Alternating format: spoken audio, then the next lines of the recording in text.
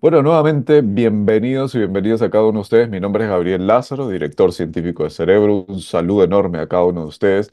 El día de hoy vamos a hablar sobre esto que llamamos fortalezas del TDAH. Es el trastorno con déficit de atención e hiperactividad, que es el día de hoy considerado un trastorno del neurodesarrollo según los manuales diagnósticos. Pero, ¿por qué le llamamos trastorno?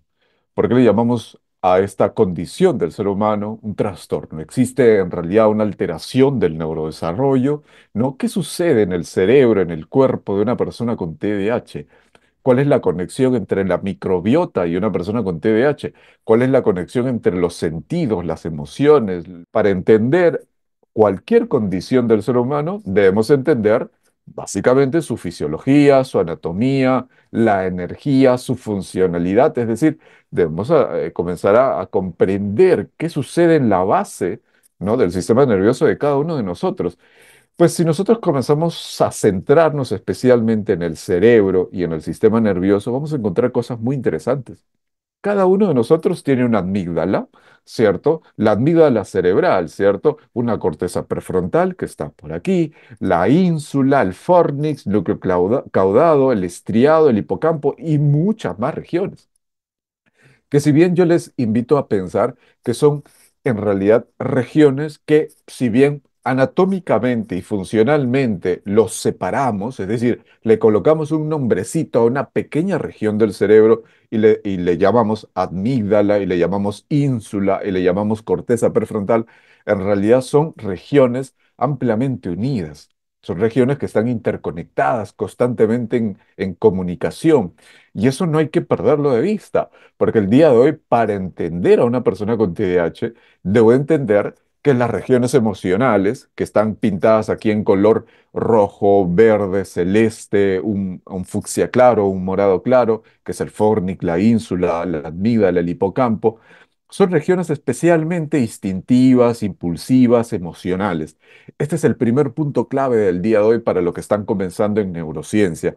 Porque estas regiones que aparecen aquí, que estoy tratando de señalar con la burbuja celeste, son regiones especialmente impulsivas, automáticas, instintivas, que son las regiones del cerebro que nos permiten mantener el equilibrio homeostático. Damas y caballeros, eso es muy importante, porque la pregunta es para ustedes.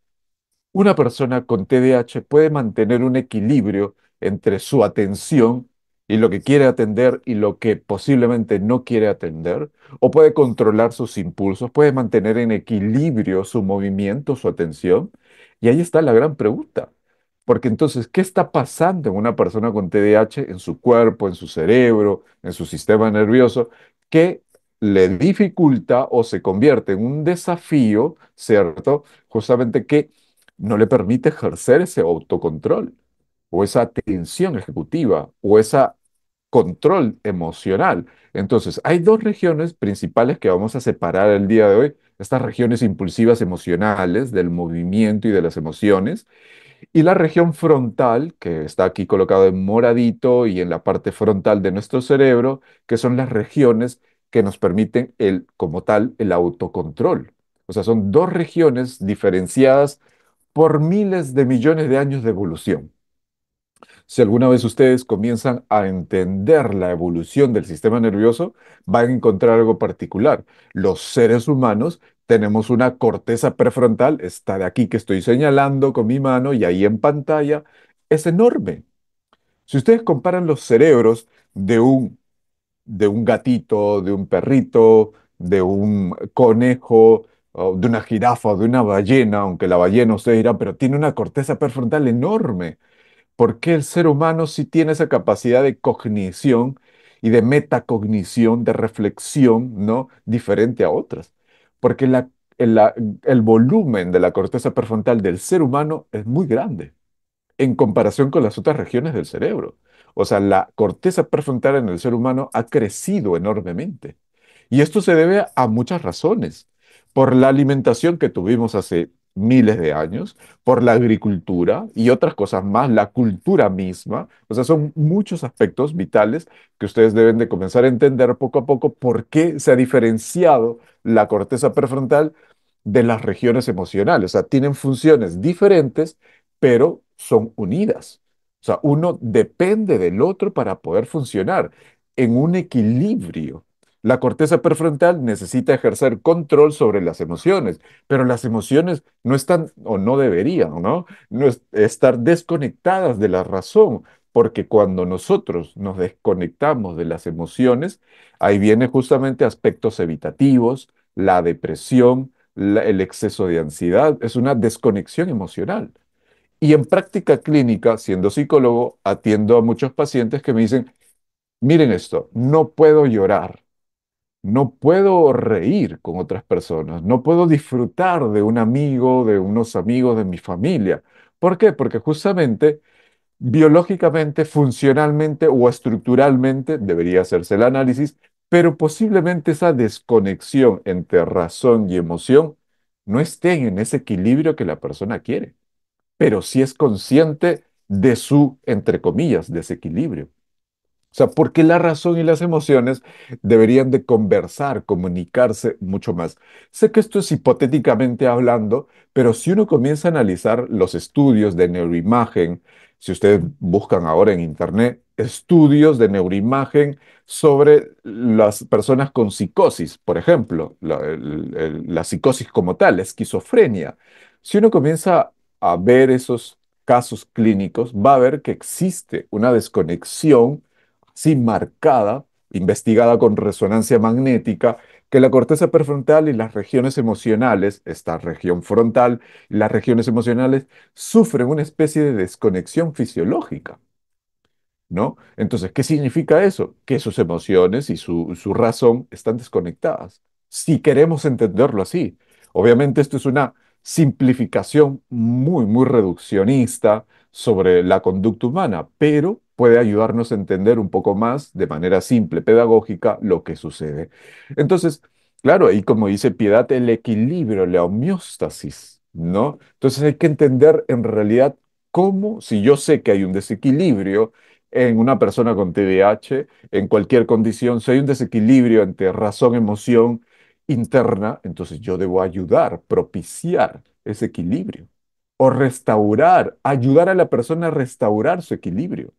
Y ahí está la fortaleza del TDAH. Tiene una capacidad enorme de creatividad. Entonces, yo como papá, mamá, educador, psicopedagogo, psicólogo, educador en general, o que atendemos a personas en terapia o en consulta, debo ayudar a equilibrar justamente eso que estamos hablando el día de hoy. Parece muy básico, muy simple, pero ahondemos un poco más sobre eso. Entonces, ¿qué significa?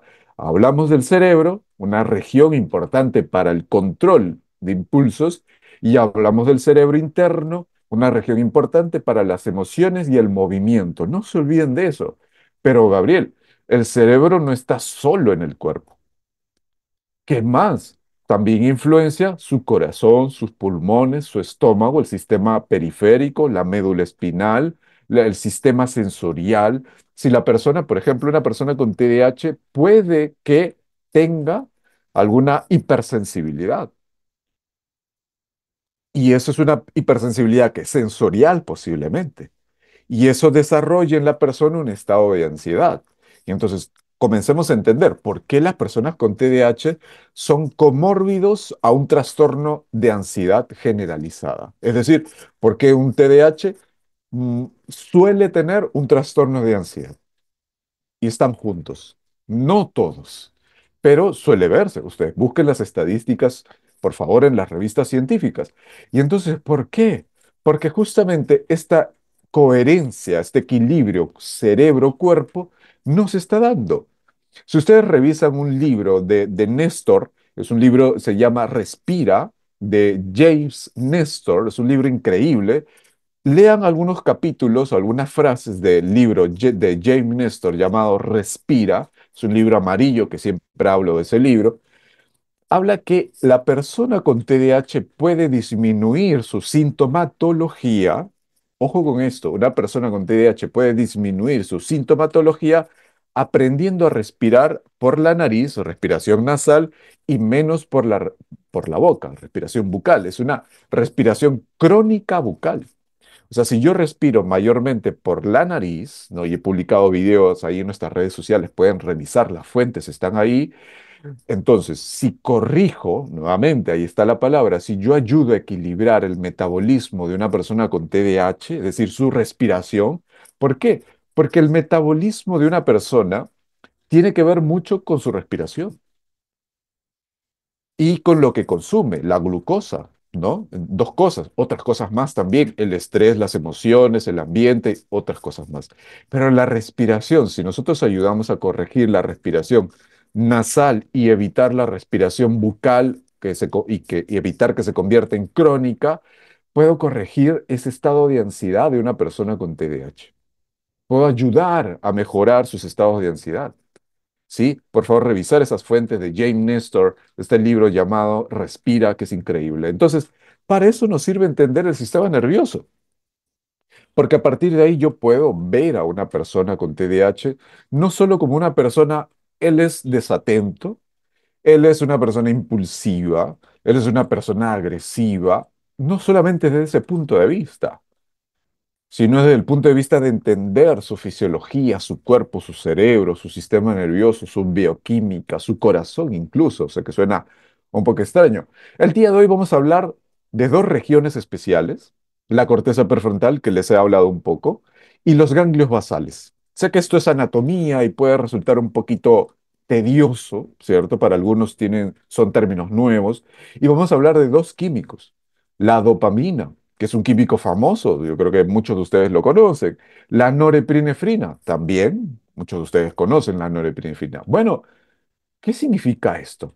Vamos a hacer una matriz, ¿no? De dos entradas aquí y de dos entradas acá. ¿Qué significa? Que la corteza prefrontal tiene una dinámica muy interesante en la persona con TDAH. ¿Por qué?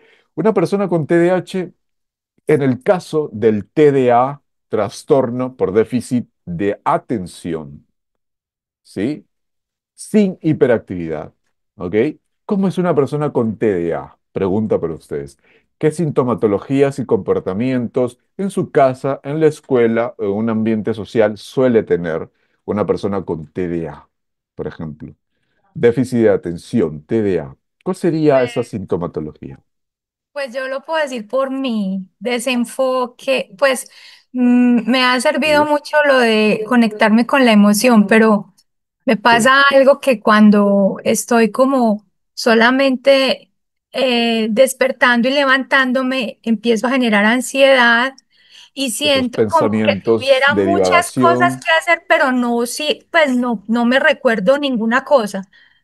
Claro, Entonces, eso, Marcelo. desenfoque, impulsividad, pues, digamos, aceleramiento en las reacciones, cuando, como te digo, cuando no estoy conectada con mi parte emocional, cuando estoy Eso, miren conectada con la parte lo que nos acaba de emocional. decir Marcela. Entonces, justamente esa capacidad de la corteza prefrontal en la persona del subtipo TDA, por ejemplo, nos dicen, gracias Marcela, nos dicen, por ejemplo, en el chat, dispersa, desenfoco o incluso, Jocelyn nos acaba de decir algo interesante, el hiperfoco. Vamos a analizar eso más adelante. O sea, ¿una persona con TDA puede tener hiperfoco? Sí, claro que sí. Entonces podemos ayudar a que la persona pueda reorientar su atención o que usar que ese hiperfoco también sea funcional o productivo, ¿no? Adriana nos dice repetir muchas veces las instrucciones, tenemos que repetir a la persona las instrucciones exactamente. Otra alternativa, Adriana, es simplificar los pasos de la persona, ¿no? A veces una persona con TDAH o TDA ve un problema o una situación como algo complejo. ¿No? Y cuando nosotros tenemos algo complejo, solemos dividir en pasos, pasos más pequeños, ¿cierto? Entonces, Jocelyn nos dice mala memoria, ¿no? Problemas con las funciones ejecutivas, Carla, excelente. Están ansiosos, muchos de movimiento, giran a su alrededor, saltos, exactamente. Ahora, ¿qué sucede en su cerebro? Ya sabemos el comportamiento. Excelente. Patricia nos dice el de no terminar, la procrastinación, falta de organización. ¿Es falta de organización? Hay que cuestionarnos. ¿Es que no tienen la capacidad de retención? ¿O es que algo está afectando su capacidad de retención? ¿O algo no le está permitiendo esa organización? ¿Qué es eso de ahí? ¿Qué sucede en su cerebro? ¿no? Entonces, miren ustedes, su corteza prefrontal, de alguna forma, no está recibiendo los químicos necesarios, y ahí está la hipótesis de el déficit o el exceso. Acuérdense de estas dos palabras. O tiene déficit, una conexión, unos químicos, algo, o tiene en exceso unos químicos o una hiperconexión, ¿sí? Cualquiera de los dos es un poco complejo saberlo, pero hay que entender la hipótesis. La corteza prefrontal, por lo tanto, ¿qué necesita? ¿Cómo se comunican nuestras neuronas? Pregunta para ustedes. ¿Qué químicos, cómo se llaman esos químicos del cual el cerebro se comunica? Neurotransmisores. Neurotransmisores. Damas y caballeros, entonces, si yo comienzo a analizar la hipótesis de la falta de dopamina en la corteza prefrontal de una persona con TDA o TDAH, ¿sí?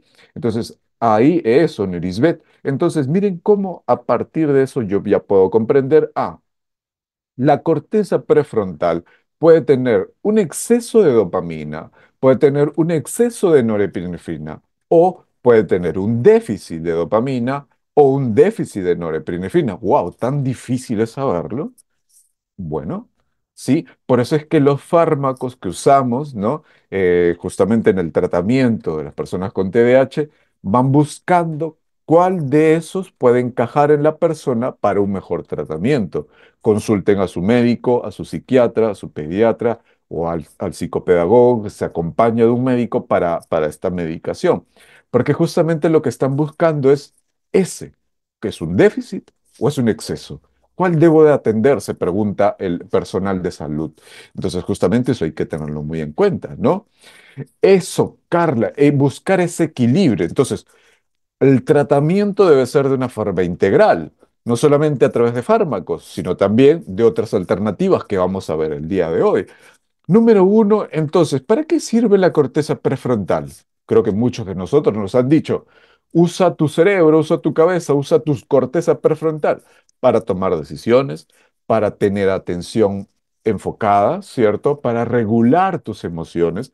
Para eso sirve la corteza prefrontal. Entonces, Gabriel, si hay una alteración, un desequilibrio en la corteza prefrontal, ¿qué es lo que mayormente estaría, vamos, dañando en sus funciones, en sus funciones? ¿Como qué, por ejemplo? La atención, la planificación. Ya entiendo. Entonces, este déficit de químicos o de conexiones estaría justamente generando en su corteza prefrontal eso que llamamos funciones ejecutivas. ¿Cuáles son las funciones ejecutivas? Memoria de trabajo, ¿cierto? Autorregulación, ¿no? Flexibilidad cognitiva, control inhibitorio, atención como tal y otras más. Entonces ahí explico y se explica por qué una persona con TDA, justamente porque su corteza prefrontal estaría, ¿no? En ese, vamos a llamarlo así, desequilibrio, ¿sí? Porque podemos analizar el desequilibrio desde las conexiones, desde el metabolismo, desde la funcionalidad bioquímica y otras cosas más, ¿sí? El estrés psicológico y otras cosas más que nos pueden ayudar a entender esto que estamos analizando. Entonces, para resumir el primer punto, la corteza prefrontal, ¿para qué nos sirve? Para la atención, especialmente en el TDA. ¿Qué sucedería? Hay un desequilibrio en la corteza prefrontal, en exceso o en déficit, cualquiera de los dos. Pero ¿qué pasa si yo tengo químicos adecuados? ¿Como qué? Dopamina adecuada, norepinefrina adecuada, serotonina adecuada y otras cosas más. Pues el cerebro frontal va a poder modular la atención, enfocarse, tomar decisiones y evitar la procrastinación. Número uno. Número dos, ahora hablemos de los ganglios basales. Sé que es un término quizás nuevo para muchos de ustedes, ¿no? Y ahí en el chat, gracias por escribirnos. Paula nos dice, unas alternativas es dormir y comer bien, acompañamiento terapéutico, los deportes, excelente. De eso se trata, ¿sí? Tomar mejores decisiones. France Rebel nos dice que tiene cierto este tipo de medicamentos pueda generar una adicción. o es un neuromito? Muy interesante pregunta, Franz. Te invito a que puedas consultarlo con médicos especialistas, psiquiatras. Lo que yo he podido ver es que evitar el uso de medicamentos en personas de muy temprana edad. ¿Sí? Porque ahí su cerebro es plástico y podemos nosotros, en esas etapas sensibles que ellos tienen antes de los 10 15 años, ¿no? Poder ayudarles justamente a que puedan entrenar su cerebro, puedan entrenar la conexión cuerpo-cerebro, puedan entrenar su sistema simpático y parasimpático, su corteza prefrontal poco a poco, France. Entonces, evitar estos medicamentos a muy, muy temprana edad. Pero ahora, ¿qué sucede en la farmacodinámica del consumo de justamente de una pastilla, de una droga? Pues justamente eso que llamamos umbrales de tolerancia, ¿no? En esta farmacodinámica. Entonces, estos medicamentos, lo vamos a explicar después, ayudan a ciertos receptores neuronales, como de la dopamina o de la norepinefrina, especialmente de la dopamina, que se ha investigado bastante. Estos medicamentos lo que ayudan es a muchas cosas. Número uno, recaptación de dopamina, por ejemplo. Número dos, a la mayor producción de dopamina. Número tres, justamente al reciclaje de esa dopamina. Número cuatro, a que se bloquean los receptores para que la dopamina permanezca en las neuronas. Si yo tengo déficit de dopamina y hago con un medicamento que la dopamina permanezca todavía en la sinapsis, voy a estimular buenamente a la dopamina del cerebro frontal. Pero esto que puede llevarnos justamente a eso que Friends nos llama a una reacción positiva, es decir, el paciente se adecúa al medicamento porque justamente al ser una alteración biológica podemos ayudar a equilibrar estos químicos dentro de su cuerpo, de su cerebro, o, France, puede suceder lo contrario, un efecto rebote, ¿cierto? Un efecto que no es el adecuado porque el diagnóstico no ha sido el más certero, o podemos exacerbar las conductas de una persona con TDAH. Es decir, generar mayor impulsividad, mayor ansiedad, mayor déficit de atención, entre otros. Entonces, de eso se trata, Franz. Justamente por eso hay otras alternativas que podemos ir buscando paralelamente, ¿no? Para ir justamente evitando una medicación tan temprana, ¿sí? Los ganglios basales, por otra parte, justamente, los ganglios basales, ¿qué tienen que ver? ¿Cuál es la otra parte del TDAH? Ya hemos hablado de la atención. ¿Cuál es la otra parte de del TDAH? La atención, ¿cierto? Perdón, la hiperactividad, es decir, el movimiento. Hemos hablado de la atención de la corteza prefrontal.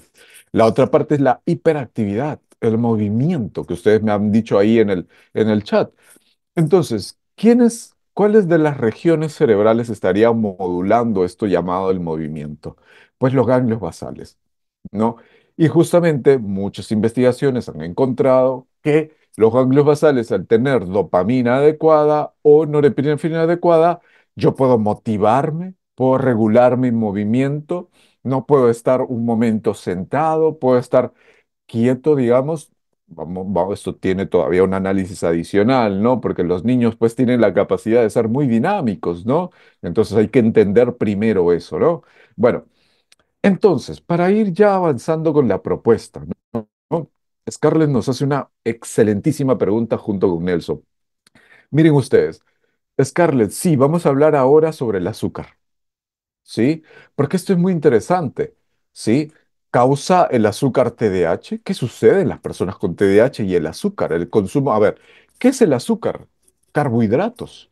O sea, puedo yo consumir en Colombia una arepa, o otro consumo de carbohidratos y decir, no, yo no consumo azúcares, pero estoy consumiendo en la bebida, en los jugos que no son naturales, entre otros, carbohidratos. ¿No? Y entonces exceso de glucosa, sacarosa y otros azúcares artificiales. Ahora lo vamos a analizar un poco más. ¿Y esto, el azúcar, altera la microbiota? Sí. La pregunta es, ¿está causando el exceso de consumo de azúcares TDAH? ¿Qué saben ustedes sobre eso? Vamos a analizarlo en unos minutos. Pero para analizar esta lámina, miren ustedes. Entonces, ¿qué sucede en una persona con TDAH en su comportamiento? Pues normalmente existe un impulso, ¿cierto? Una persona está tranquila, sentada en su escritorio, todo bien hasta que aparece un estímulo o externo o interno, ahí está el impulso, va a generar una emoción, una posiblemente alegría o miedo, dependiendo, y va a haber una reacción del cerebro para decir stop, ¿no? Para decir, bueno, contrólate.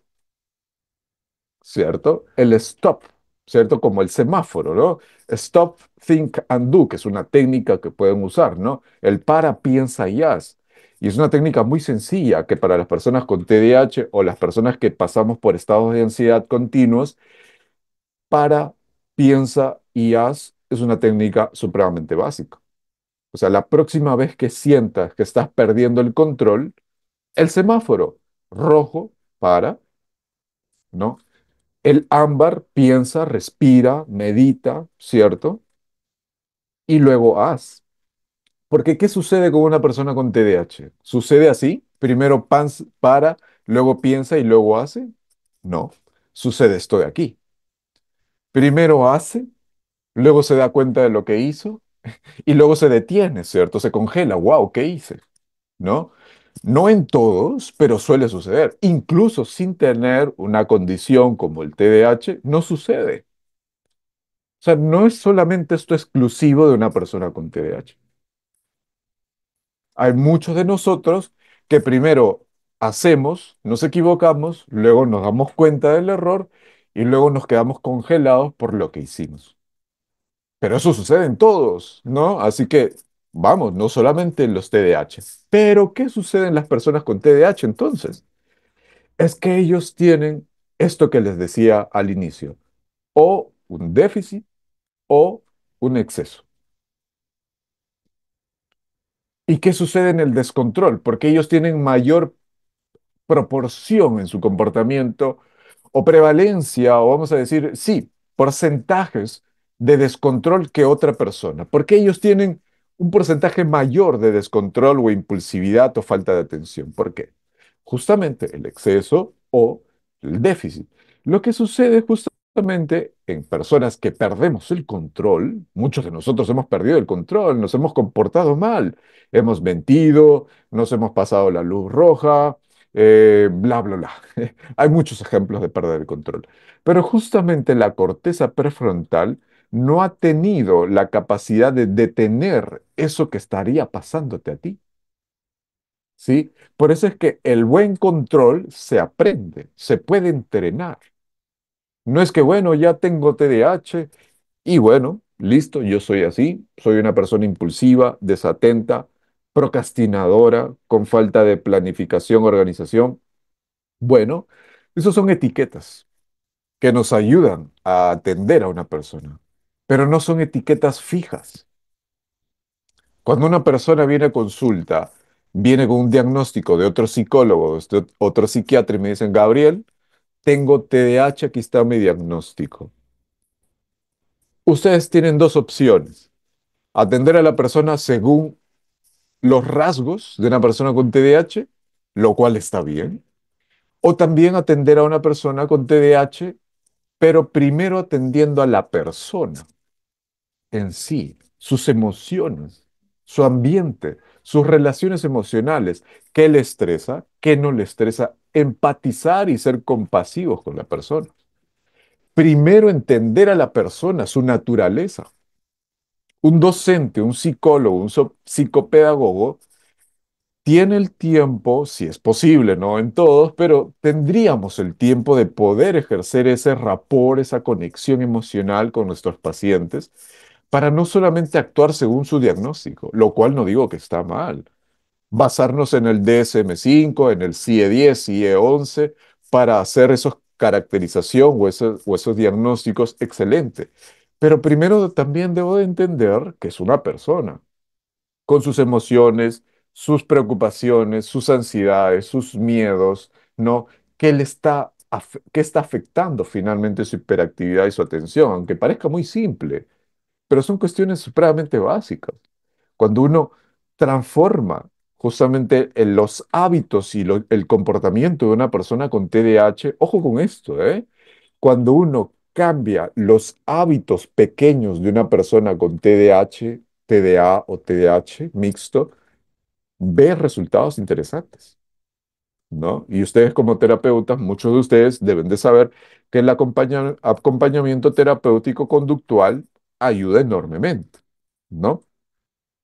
Bueno, el TDA, por lo tanto, en resumen, es un subtipo, ¿no? Dentro de la condición del TDAH, es un subtipo donde estaría afectada el déficit de dopamina y norepinefrina, ¿no? En la corteza prefrontal.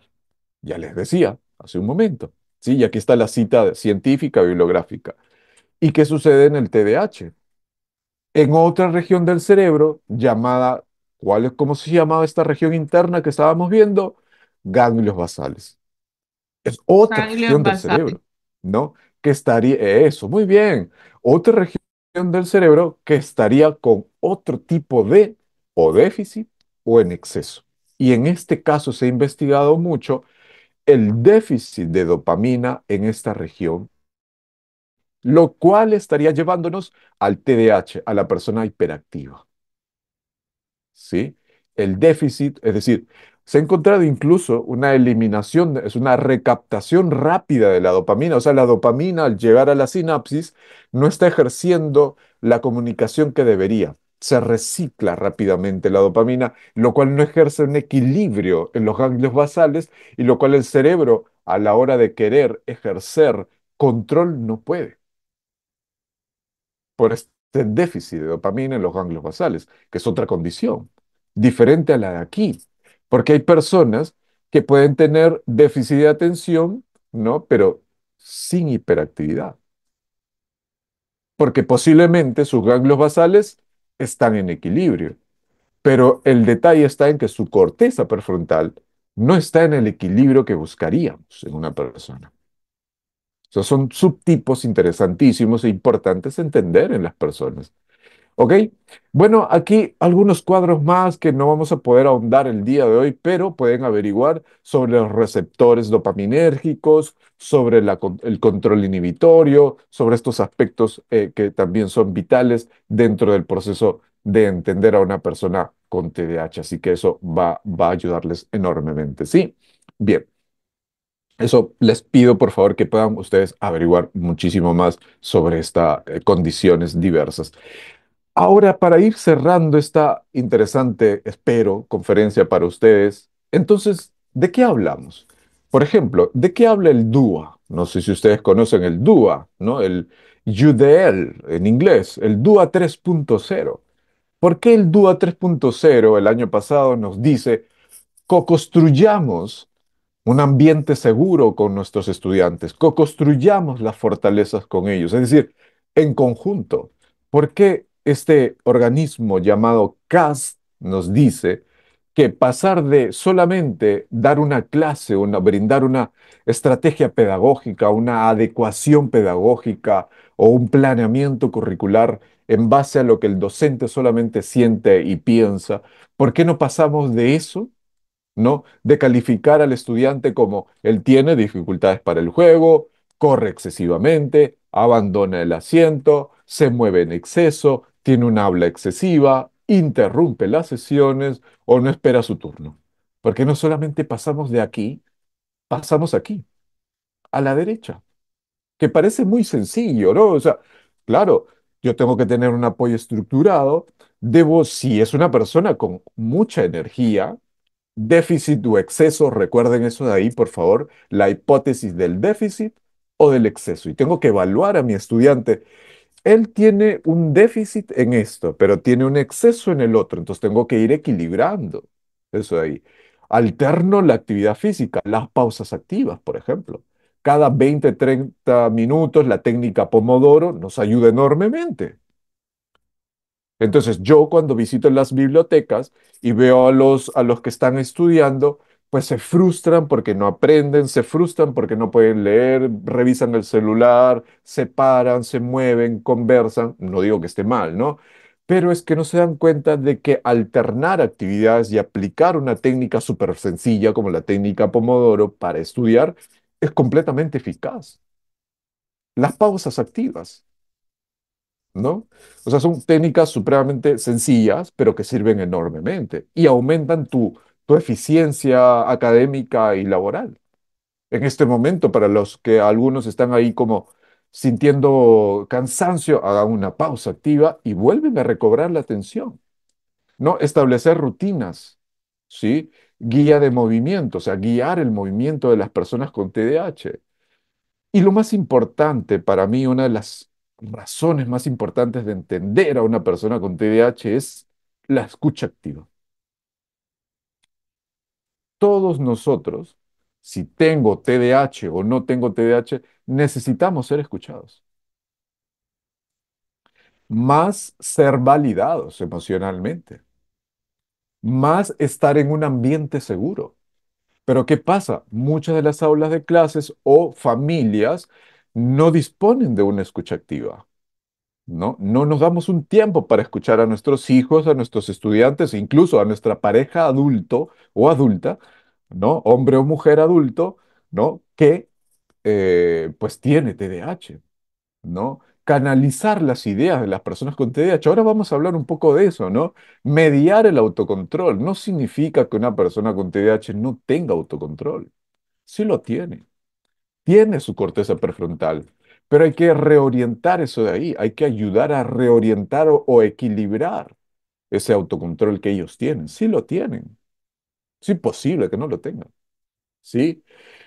Entonces, ¿qué sucede con la microbiota? Para responder la pregunta que nos hicieron hace un momento. Miren ustedes, se han encontrado en muchas personas con trastorno de neurodesarrollo alteraciones en la microbiota, una persona con autismo, una persona con TDAH como tal, entre otras, tienen alguna posible alteración con lo que es la microbiota. Es decir, se han encontrado factores incluso inflamatorios en una persona con TDAH. Por ejemplo, en una alteración en los bacteroides, que es una cepa de bacterias que deberíamos de tenerlo en equilibrio. Y ahí está la palabra que hablábamos al inicio. O tenemos en exceso o tenemos en déficit. ¿Qué es lo que sí se ha encontrado en déficit en las personas con TDAH? Y eso está llevando posiblemente, porque si ustedes recordarán, la producción de dopamina y de serotonina en nuestras vísceras, estómago, intestino grueso, delgado, también se da ahí. La gran cantidad de dopamina y serotonina también se produce en nuestras vísceras. Entonces, posiblemente eso también esté llevando a una alteración de esa producción dopaminérgica y noradrenérgica, ¿no? En nuestro cerebro. Puede que exista una conexión en ese sentido, porque las señales que envía nuestro intestino, las bacterias envían señales a través del nervio vago hacia el cerebro, pues ahí estaría otro punto clave que se está investigando muy poco en el TDAH, por ejemplo. Por eso es que la lámina que aparece aquí en pantalla dice, los probióticos como el Lactobacillus, ¿no? Rhamnosus, ¿no? Demuestran que los niños con TDAH, al consumir este tipo de probióticos, ¿no? Mejoran su rendimiento emocional. O sea, si yo en mi país, en mi ciudad donde vivo, con un nutricionista, con un médico adecuado, le pregunto si podemos usar este probiótico en una persona con TDAH. ¿Cómo se llama el probiótico? Lactobacillus rhamnosus. Aquí está en pantalla y aquí está la investigación. Pueden mostrarle esta investigación a ese médico, a ese nutricionista, ¿no? Para que pueda orientarles. Entonces puedo yo consumir, ¿no? Justamente, ¿no? Algún probiótico. Ahora, nuevamente, siempre con supervisión médica, ¿sí? No es simplemente consumir por consumir, por favor, hay que tenerlo muy en cuenta, ¿sí? Porque hay algunas investigaciones que avisoran que no, un probiótico no puede ayudar tanto. Otros dicen que sí tiene efecto. Bueno, hay mucha variedad en esto. Se está investigando, eso es lo importante, pero se ha encontrado en esta revisión sistemática que sí existe justamente un efecto positivo en el rendimiento emocional de una persona con TDAH. Aquí está la investigación. Entonces, colegas, no solo veamos al TDAH como algo que ocurre en el cerebro. ¿Sí? Entonces, Gloria, podemos averiguar nuevamente, busquemos un nutricionista adecuado que nos oriente sobre eso, ¿sí? Para que les ayude a elegir la cepa adecuada, el laboratorio adecuado, ¿no? Y el consumo adecuado de este tipo de probióticos, ¿sí? Porque, bueno, entonces, ¿qué daña a la microbiota? Si en el caso hay una conexión microbiota-TDAH, si en el caso existe, cosa que lo más certero para la ciencia vendría a ser que sí, es que una persona con TDAH, si daña su microbiota, está dañando también su equilibrio cerebral. ¿Sí? Esto es muy importante. Parece muy simple, pero entonces, ¿qué puede dañar la microbiota? Les pregunto a ustedes, y muchos de ustedes ya han llevado cursos con nosotros. ¿Qué daña la microbiota? El exceso de azúcar refinado. ¿Qué más? A ver, por ahí. ¿Qué estaría dañando la microbiota?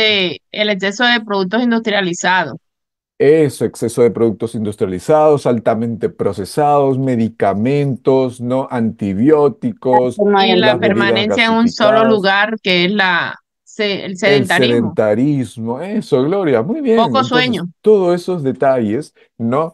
Estarían afectando a que tengamos un equilibrio microbiano, una microbiota adecuada. Y Gloria nos acaba de decir algo muy interesante. Una dieta balanceada, nos dice Jocelyn, el buen sueño, ¿no? El exceso de microplásticos, los disruptores hormonales, condiciones de la vida que estarían no causando el TDAH, pero sí alterando el comportamiento de una persona con TDAH. Ojo con esto, ¿eh? No se malentienda, el azúcar, el exceso de carbohidratos y de azúcar ocasiona TDAH. Al parecer, no necesariamente. Pero hay investigaciones que estarían asociando a que la mamá que tiene un exceso de consumo de azúcares refinados genera neuroinflamación y esa neuroinflamación que puede pasarse al bebé en gestación, ¿no? Al feto o al embrión, podría generar una alteración llamada alteración del neurodesarrollo. Pero no significaría que el exceso de azúcar como tal en una persona que ya tiene meses de nacido o años de nacido causa TDAH. Lo que sí se ha encontrado es que sí intensifica los síntomas, pero son síntomas agudos, vienen y se van, ¿sí? Que puede cronificarse, claramente, el exceso. Entonces, por lo tanto, pues yo les invito a que coloquemos dentro de nuestras estrategias estrategias nutritivas, ¿no? Evitar las dietas azucaradas, ¿cierto? Gaseosas, galletas, evitar. ¿Sí? No guardar snacks azucarados en casa, por ejemplo, porque justamente eso va a llevar a que los niños, adolescentes o adultos consumamos exceso de azúcar, ¿no? Y lo que es justamente aquí, lo que estamos hablando de, por ejemplo, tener frutas y verduras dentro de la dispensa de la casa, ¿no? No ser tan estrictos con la alimentación porque eso puede generar más ansiedad, más impulsividad en ellos, ¿no? Y sabemos nosotros, porque ya hemos conocido la naturaleza de una persona con TDAH, bueno, si sabemos que puede tener exceso de dopamina o déficit de dopamina, pues tengo que ayudar a equilibrarlo. ¿Cómo? Otro tipo de alimentos, caminar, hacer ejercicio, tomar el sol, otros potenciadores de la dopamina o que equilibren la dopamina. Miren estas estrategias súper sencillas que las podemos hacer y podemos hacerlo de manera sistemática, ¿no? ¿O qué más podemos hacer? Actuar sobre la conducta.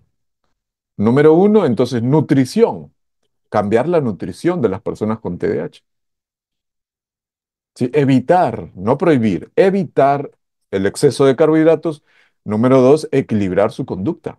¿Sí? La Gabriel, ¿te puedo decir algo? respiración, la meditación, la visión panorámica, la práctica del espacio seguro, de la interocepción. Perdonen que aquí no me puedo detener mucho. El entrenamiento del enfoque por fijación, es decir, mirar un punto fijo, ¿no? Y entrenarte en eso. Entrenarte en mirar un punto fijo, aunque parezca muy sencillo. ¿Sí? Aunque parezca demasiado sencillo, puede ser una alternativa positiva y posible que nos ayude justamente a entrenar esa corteza prefrontal de la persona con TDAH, ¿sí? ¿Qué más nos puede ayudar? Bailar. Rutinas y juguetes antiestrés, ¿no? El movimiento físico, estos juguetes antiestrés también pueden ayudar bastante. Y lo que ustedes acaban de decir en el chat, evitar el uso exagerado o en exceso de pantallas, ¿sí? En ellos posiblemente un poco más, porque ellos necesitan mayor capacidad de enfoque o evitar distractores. Y uno de los grandes distractores suele ser pues las pantallas. Entonces, ayudarles a evitar el exceso de consumo de pantallas. Colegas, y para terminar el día de hoy, para entender esta fisiología, naturaleza de una persona con TDAH, ¿cuáles son sus fortalezas? Ustedes han entendido el día de hoy para decir, ahora sí yo puedo decir que hay fortalezas? Porque creo de alguna forma por ahí podemos entender, si ya sé que la persona puede tener en exceso o en déficit, que su corteza prefrontal, su atención puede estar dispersa, la pregunta es, ¿cómo puedo ayudar a una persona que tiene una atención dispersa a que sea funcional? Eso, Jocelyn, ¿cómo puedo ayudar a una persona a usar su hiperactividad para ayudarlo a ser más creativo, creativa, a ser una persona que pueda ser dinámica, la danza, el baile, ¿cierto? La actuación, todo ello, la creación de productos, aplicar STEAM en las escuelas o en la propia casa, la pintura, exactamente. O sea, si nosotros cambiamos la percepción que tenemos de una persona con TDAH, en vez de un trastorno y colocarlo como fortalezas en su atención y fortalezas en su acción motriz, si le podríamos llamar de otra forma, lo enfocamos de otra forma. Ya no es una persona eh, con una enfermedad o no es una enfermedad, es un trastorno de neurodesarrollo, pero ya no lo vemos así, sino lo vemos como una persona con fortalezas que hay que construir con ellos, co-construir, como les decía al inicio. Entonces, esto se explica, si pueden averiguar, por favor, la red neuronal por defecto, la red ejecutiva, la red de saliencia. Ellos tienen, las personas con TDAH, y aquí está la investigación, ellos tienen una red neuronal por defecto muy bien desarrollada, nuevamente, algunos en exceso y otros en déficit. ¿Sí? No se olviden de eso. Pero las personas con TH suelen tener un exceso de imaginación, un exceso de pensamiento divergente, un exceso de creatividad, lo que algunos pueden llamarse como justamente procrastinación. Pero está mal la procrastinación o que alguien de su familia, un terapeuta, un psicólogo, sus docentes, ayuden a concretar eso que les falta a ellos, ¿no? Porque la procrastinación finalmente puede ser confundida como la persona no es capaz de concretar cosas. Quizás le falta un pequeño empujón, una estrategia para que puedan concretar sus proyectos. Entonces ahí necesitamos un asesoramiento, porque ellos son buenos para imaginar, para divagar. Les acabo de decir que eso se llama red neuronal por defecto. Es parte del cerebro, una red muy importante del cerebro. Ellos tienen una divagación muy alta, un pensamiento divergente muy alto, ¿no? Entonces, hay que aprovechar esa capacidad que ellos tienen. Ahora, ¿cuál sería la deficiencia o el déficit en ellos? La red ejecutiva, la red del autocontrol, de la decisión, del concretar la idea. Pero hay que ayudar justamente a que estas redes se comuniquen mejor porque son altamente creativos, ¿no? Muchas personas con TDAH tienen muchas ideas, pintar, dibujar, bailar, mucho de las artes, pero hay que ayudar a que su cerebro frontal pueda concretar esas ideas, o sea, ayudarle como papá, como mamá, como docente a que concreten sus ideas, porque a ellos les falta ese pequeño empujón para que se sientan bien y refuercen su conducta. Cuando logran algo, cuando logran un resultado, ya se sienten bien. Cuando logran dos, tres resultados, ya se va reforzando la conducta de que poder concretar un proyecto va a ser satisfactorio. Y hay regiones del cerebro, justamente, que en ellos se activa, que se llama el momento eureka, el momento descubrí la solución. Y es ahí donde ellos justamente se sienten bien y refuerzan la conducta de evitar procrastinar, ordenar sus hábitos, ser más minimalista, no tener tantas cosas en el escritorio, no tener tantas cosas en el pensamiento y en las emociones y solamente dedicarme a lo necesario. Ese es un estilo de vida minimalista que le puede ayudar enormemente a una persona con TDAH. ¿Sí? Porque eso es justamente lo que necesitamos nosotros como docentes, gestores, terapeutas, ayudar a ellos a equilibrar su estilo de vida. La alimentación, la nutrición, el sueño, el ejercicio, la creatividad, todo eso ayuda enormemente a una persona con TDAH de una forma integral. Así que invitados todos a estos cursos de neuroeducación, neurodesarrollo, neuroeducación, neurodiversidad, donde vamos a hablar de TEA, de autismo, de muchos más. Así que los que estén interesados en estos cursos, donde vamos a ahondar muchísimo más, pueden escribir aquí en el chat si están interesados, ¿no? Y nuestros colegas, pues, van a orientarles. Si están interesados en los cursos, pues pueden escribir aquí, estoy interesado o estoy interesada y van a poder saber más de estos cursos. Comenzamos mañana